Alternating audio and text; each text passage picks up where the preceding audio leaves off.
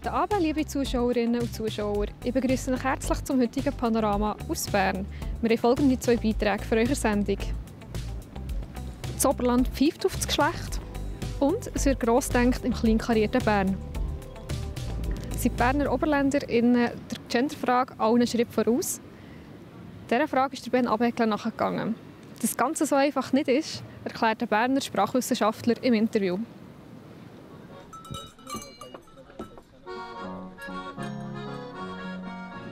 Also historisch ist es so, dass man überall im deutschen Sprachgebiet das L hat gesagt, wie zum Beispiel bei Welle. Und dann hat sich vor ein paar hundert Jahren hat sich das im Berner Unterland aber entwickelt, dass das L in bestimmten Positionen zu einem U ist geworden. Die gehobenen Kreise in der Stadt Bern, aber übrigens auch zu Thun oder zu Burgdorf, die haben sich am Schriftsprachgebrauch orientiert und haben dann gerne die Formen mit L gesagt, also Wald. Schauen wir jetzt wieder ins Berner Oberland. Dort wird ja der Artikel häufig nicht gebraucht. Man sagt also nicht, ist der Manuel da, sondern ist Manuel da. Heisst eigentlich, man tut dort nicht gendern.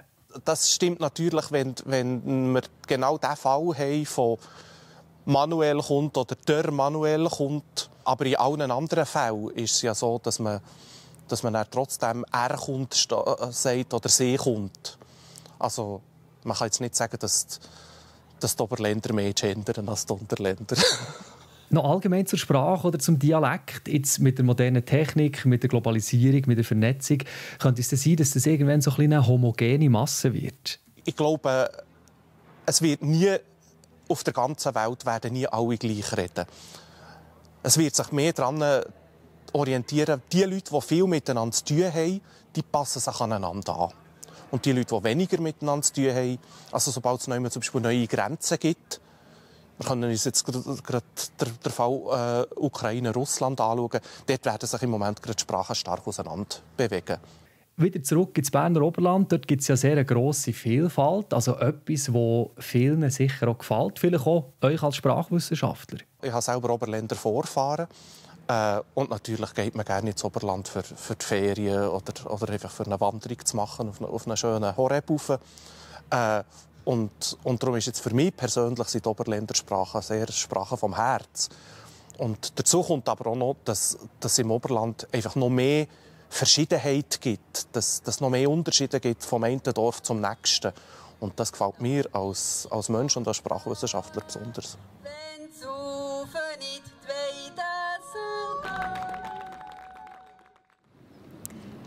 Vom Dialekt im Kanton Bern zu einer weltweiten Kunstsammlung. Die Familie Czerny hat 30 Jahre in den Aufbau einer arktischen Kunstsammlung investiert. Wie sie die vor politischem Missbrauch schützen wollen, haben sie im Interview mit Max Saladin erzählt. Ja, so ein Künstler hat so gelacht, wenn ich ihm gesagt habe, dass ich eine Nacht in einem Iglu gelebt habe. Und er hat gesagt, das mache ich nur im Notfall.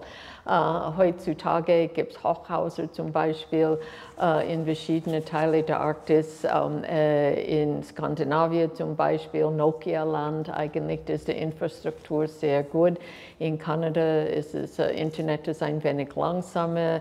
Es gibt eine Hausungsnot zum Beispiel, weil die junge Generation wächst und dann muss man mehr Häuser bauen und allem. Aber also im Norden wird mitgemacht eigentlich. Ja.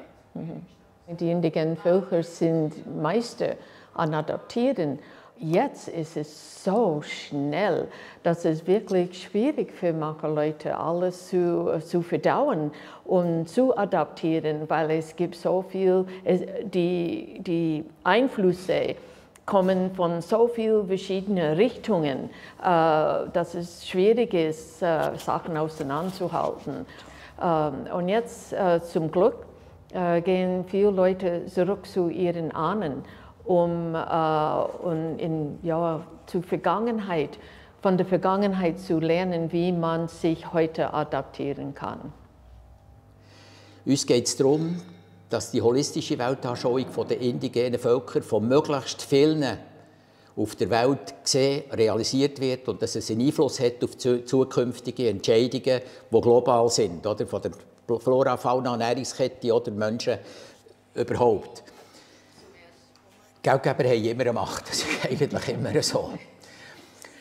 Ob jetzt jemand mehr in die Foundation, zukünftige voraussichtlich, hineinsteckt, oder ob er sich eventuell einkauft in die Sammlung, weil wir brauchen Finanzen, dass wir das überhaupt aufziehen können. Das spielt eigentlich weniger eine Rolle. Eine Rolle spielt, dass es eine Überwachung gibt von den Aktivitäten, und das findet statt im Beirat, wo sehr breit aufgestützt sein muss. Das ist für uns eine absolute Voraussetzung. Es gibt verschiedene Meinungen eigentlich auch unter alle Leute. Und Hauptsache ist, dass man die verschiedenen Meinungen hört. Nehmen wir das Beispiel Katar. Wenn Katar findet, zum Beispiel, oder, wir wollen einen Teil dieser Sammlung, ähnlich wie ein Louvre Abu Dhabi, bei uns in Katar zeigen, dann geht die Message dort unten auch raus. Aber es darf nicht missbraucht werden. Und dort ist der Beirat, wenn es dort um Sachen geht, oder, wie wir wollen zeigen, wie indigene Völker, was ja dort sind die Rulers, oder, in Doha zum Beispiel, oder, die entscheiden selber über ihre Bodenschätze. In anderen Ländern, oder, ist es das Land, und das sind nicht die Indigenen, die selber entscheiden. Und das sind alles so Spannungsfelder, oder, die wir in die Diskussion einbringen wollen. Und es muss ja nicht auch ein Systemwechsel sein von heute auf morgen, sondern es soll ein Übergang sein auf eine nachhaltigere Ebene in Zukunft. Oder? Jetzt wechseln wir noch geschwind ins Studio von unserer Talksendung «Zusammen im Zentrum», wo der Patrick Schmed auf uns wartet. Mein heutiger Gast ist Veronika Fusaro und ich rede mit ihr über einen neuen Song. Das ist «Slot Machine» und über die Hintergründe dazu. Das war es vom heutigen Panorama. Mehr Informationen zu den einzelnen Beiträgen findet ihr auf www.plattformj.ch.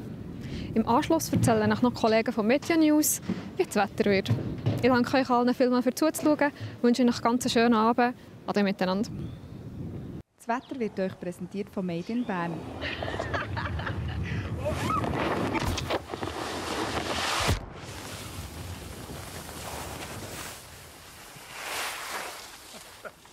Bärenstarke Winterferien. Made in Bern. Das kräftig hoch, das unser Wetter die letzten Tage geprägt hat, bleibt euch weiterhin der Taktgeber. Jedoch mischt es höher tief mit und das sorgt nicht nur für einen bewölkten Himmel, sondern auch eine gewisse Unsicherheit bei den Prognosen. Ich begrüße Sie ganz herzlich bei Ihrem Plattform J-Wetter für den Kanton Bern.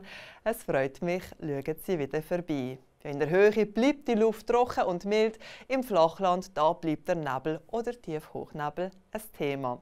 Ja, morgen am Morgen starten wir verbreitet mit Hochnebel. Die Obergrenze liegt knapp über 1000 Meter.